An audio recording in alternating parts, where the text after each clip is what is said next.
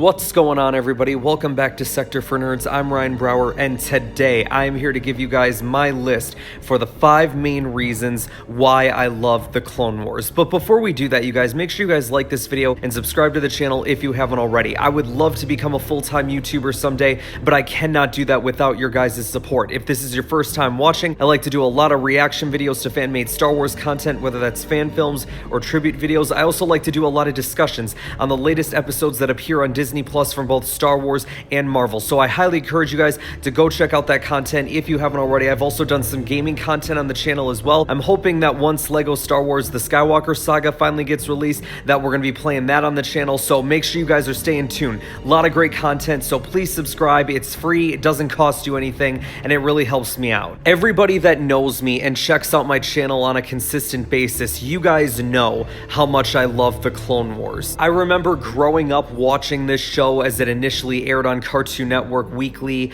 I remember being super disappointed when the show was canceled and being overjoyed when it came back. So because I love this show so much, I thought I would give you guys a list of my top 5 reasons why I love it so much. So you guys ready for this? Without further ado, here we go. Starting us off at number 5, the animation. Now, for those who don't know, George Lucas actually funded his own money into making this show. So the reason why the animation looked as good as it did is because of George Lucas. Now, granted, the animation wasn't always perfect. It took time to improve on as seasons went on. The animation would get better and better. And then, of course, when Disney ended up bringing back the Clone Wars, the animation looked so much better than it ever had before, obviously because of the Disney machine backing Lucasfilm. Of all the animation styles that Lucasfilm has done, the Clone Wars animation style is by far my favorite, and I'm so glad that they're continuing to use it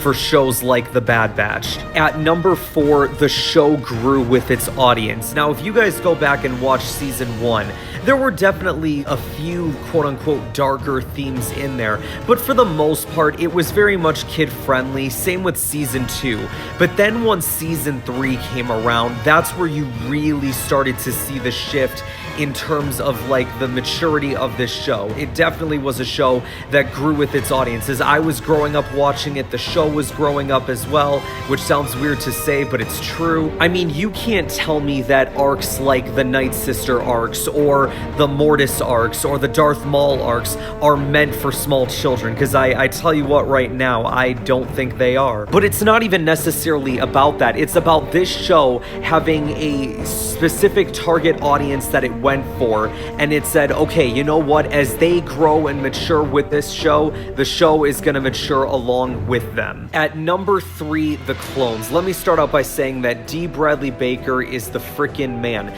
This man not only carried several arcs in this show, but pretty much the majority of this show on his back, being able to voice all of the clones and manage to somehow make them all sound different and give them their own personalities, while still sounding the same. And heck, if you didn't think that he was talented from the work that he did in Clone Wars, talk about the fact that he's pretty much carrying an entire show by himself right now. When it comes to the movies, and honestly to an extent even the micro series, they don't really give me enough of a good reason to feel for these clones.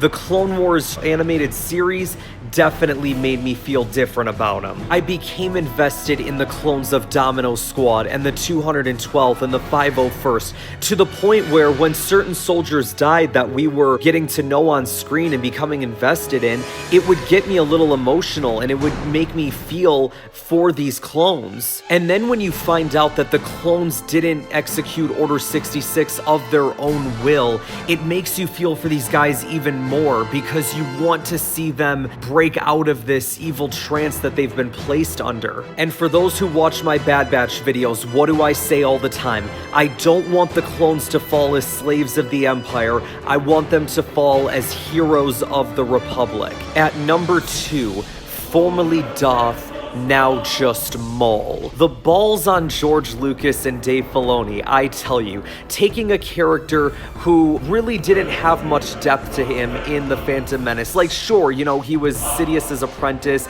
he was a good saber duelist, we see all that in the movie, but we really don't get much character out of him. But in the Clone Wars, that 100% changed. We found out that Maul was a talker, and one that just could not stop talking, being voiced by the talented Sam Witwer, who I believe does an excellent job as Maul. To the point where, like D. Bradley Baker and the clones, I think of Sam Witwer as Darth Maul. After watching Twilight of the Apprentice from Star Wars Rebels, Maul definitely shot up my list of my favorite Star Wars characters of all time, but Clone Wars planted the seeds for that, because when Maul first came back in Season 4, I was like, alright, this is cool, but I'm not sure where this is gonna go, and I'm not sure if I'm interested in it.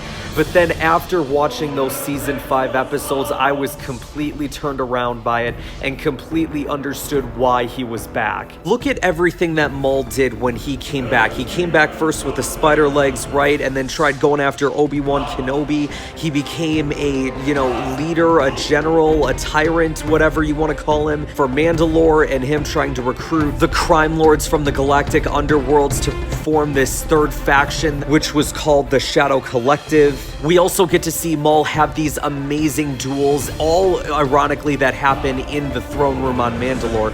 First against Pre Vizsla, then against Darth Sidious, and then finally against Ahsoka Tano. I think that one of the great things about Maul being in this show is that every time Maul was on screen, there was not a second of wasted time. Every moment that he was on screen, there was purpose, there was meaning, and to me, that's like all you can ask for with a character. As they say, all killer, no filler. I love Maul, and I think that's a big reason why I like this show so much. This show's a reason why I like him so much, but he's not the only character in this show that really made me appreciate the Clone Wars, which I believe is a perfect transition into my number one on this list for why I love the Clone Wars so much, and that person is Ahsoka Tano. Talk about a character who completely stole my heart, and the more and more I saw her on screen, the more and more I became invested in her character. And I don't even think I fully understood that I was getting more and more invested in her character as the series went on.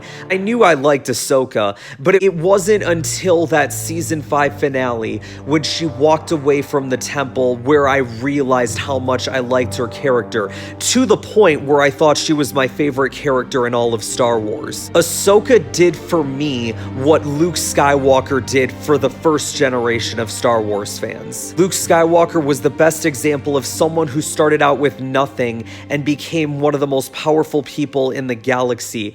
And he gave people hope, he gave people inspiration that they could be something more, and that never say die attitude and never being able to give up. And that's exactly what Ahsoka did for me. Her arc in this show is just easily one of the best told stories in Star Wars. And I know there's a lot of people that might complain about it or might think differently, but I think to me, this is the best example of long-term storytelling. We see her in Season 1 as this 14-year-old girl who's snippy and a little bit disrespectful to Anakin, and as time goes on, you start to see her mature, and you start to see her show that she does care about her master, and that she does take to heart the lessons that he teaches her, and you see her becoming essentially this true Jedi Knight. And then when you think like, oh, she's only got upwards to go, she ends up hitting an all-time low, and she ends up leaving the Jedi Order. And then that's where I'm so glad that we got Season 7, because